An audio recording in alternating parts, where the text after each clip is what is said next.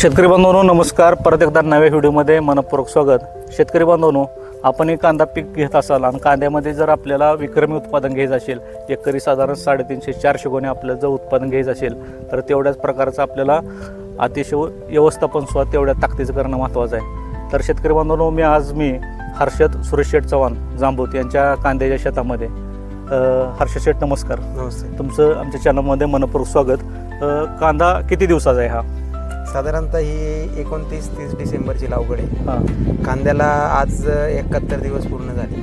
बरं. तर शेतकरी बांधवांनो, हा बघताय हा कांदा आज 70 दिवस पूर्ण झाले. आज 71वा दिवस आहे. आणि बघू शकताय कांद्याच्या पातीची वाढ कशी जोमदार पद्धतीने झालेली आहे आणि त्याचा पोगर सुद्धा अतिशय चांगला झालेला आहे. तर शेतकरी मित्रांनो, आपल्याला कांदा हा 70 दिवसामध्ये शाखीय वाढ करायचा असतो, त्याची व्हेजिटेटिव्ह ग्रोथ होईल तेवढी करायची असते. 70 दिवसापर्यंत हा कांदा ही पात जी आहे हे प्रकाश संस्थेच्या माध्यमातून हरितद्रव्य करत असते. अशी पाती आहे ही अन्नद्रव्य तयार करायचा एक कारखानाच असतो आणि ह्या पातीच्या माध्यमातून जे स्टोरेज तयार होत आहे ते स्टोरेज ह्या खोडामध्ये म्हणजे ह्या मानेमध्ये स्टोअर झालेलं असतं, इथं साठलेलं असते.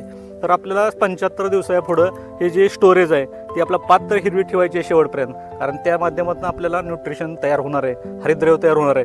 पण हे तयार झालेलं न्यूट्रिशन मानेच्या माध्यमातून आपल्याला खाली आणायचं आहे. तुमची पातीची संख्या शेतकरी बांधवांची जेवढी जास्त असेल तेवढे ह्याला पापुद्रे सुद्धा जास्त असणार आहे, तेवढी तुमची साईज सुद्धा मोठी होणार आहे. तर या ठिकाणी बघू शकताय पाती किती आहेत. 1 2 3 4 5 6 7 8 9 10 पाती द्या.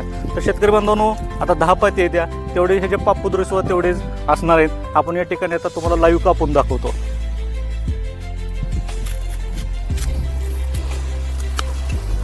आता ह्याच्यावरचे 2 लेअर असतात ते शेतकरी मित्रांनो प्रोटेक्टिव्ह लेअर असतात कांद्याचे. आणि आतमध्ये आपण बघू शकता, इथं कॅमेरामॅनला विनंती आहे जवळून दाखवा. हे धरा तुमच्याकडे, तुम्ही पण मोजा.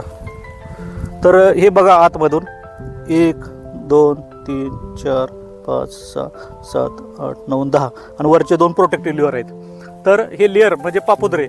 तर तुमचे पातींची संख्या सांगायचा उद्देश एक होता, तुमचा कांद्याची साईज पापुद्रेची संख्या वाढायची असेल तर पातींची संख्या वाढली पाहिजे. तर पातीची संख्या वाढवण्यासाठी आपल्याला लागवडीपासून खताचं नियोजन करणं सुद्धा तेवढं महत्त्वाचं असते. खत नियोजन चांगल्या प्रकारे करणं महत्त्वाचं असते. खत वापरत असताना आपल्याला कुजलेलं शेणखत वापरणं महत्त्वाचं आहे. त्याच्यामध्ये आपल्याला लागवड करताना तर आपल्याला संवर्धनसारखं सेंद्रिय खत वापरणं सुद्धा तेवढंच महत्त्वाचं आहे. त्याचबरोबर आपल्याला 24-24 असेल, 10-26 असेल, 1800 असेल, सल्फर असेल, ह्याचा सुद्धा वापर करणं महत्त्वाचं आहे. तसं याकडे पाण्याला 10-26 आणि सल्फर जर टाकलं तर पात सुद्धा हिरवीगार राहते आणि अशा प्रकारे वाढ सुद्धा चांगली होते.